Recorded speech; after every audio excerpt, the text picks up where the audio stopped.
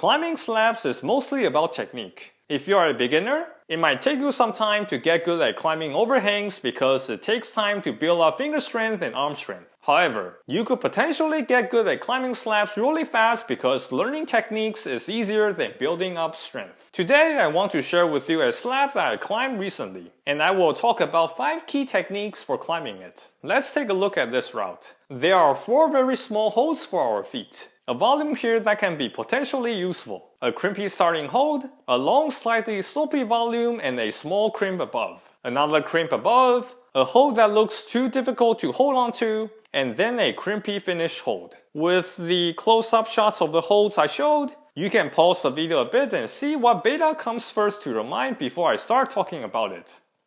Alright, even though the small holds might look kind of intimidating, it should be quite doable if you apply the right technique. Initially, I made the mistake of assuming every hold should be used. So I tried using the lowest foothold, but it seemed impossible to start with it. Eventually, I figured out that the easiest way to start is to step on the volume with my left foot. One important technique for stepping on the volume is to lower the heel and maximize the surface contact area between your shoe and the volume. This allows you to better put your weight onto the volume and greatly reduce your chances of slipping. Next, I got both hands onto the long volume and directly reached out to the crimp on the right. During this entire movement, my left foot was completely planted. I was actively pressing onto the volume though my body was moving upwards. Maintaining foot tension at all times is very important in slab climbs because the handholds on slabs are usually way worse than the ones you see on overhangs, and you don't want to end up holding most of your weight with your hands. Next, I reached out to the crimp on the left. Notice that instead of directly reaching out to the crimp,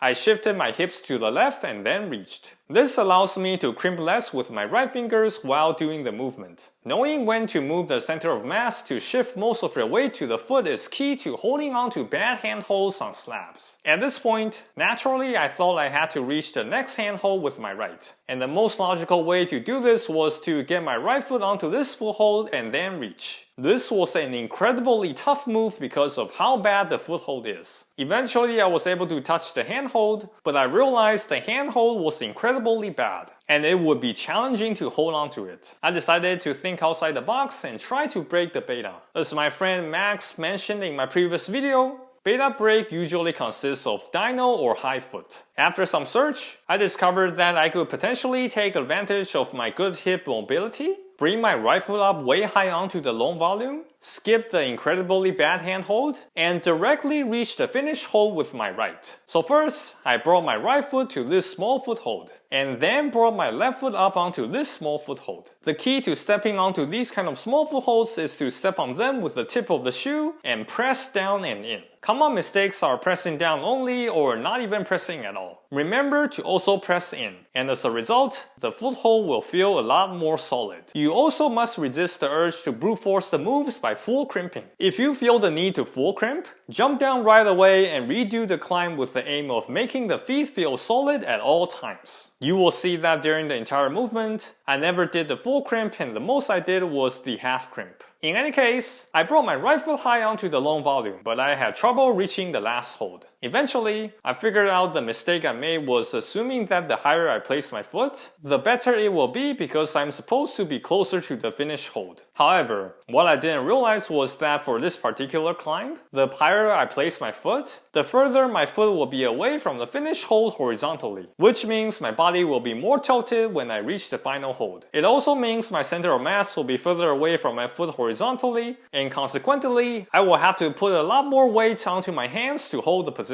Therefore, the CounterIntuitive Fix is placing the foot lower on the long volume, so that my foot will be closer to the finish hold horizontally. This means once I reach the final hold, I can still put most of my weight on the foot and bring up my left foot onto the long volume to finish the climb. Here's the full send without any pauses in between. In the meantime, here's a quick recap if you ever want to come back to this video to review the techniques. First, lower the heel and maximize the surface contact area when stepping on volumes. Second, actively maintain foot tension even when you are moving up. Third, shift your hips to move your weight to your feet whenever possible before making a move. Fourth, Press down and in when stepping on bad small footholds. Lastly, when you step up with a single foot, make sure to place the foot as close as possible to the target handhold horizontally. Thanks for watching. If you find this video helpful, I want to let you know that I recently started a food bar business called 5Bar recently. 5Bar is a perfect pre-workout feel.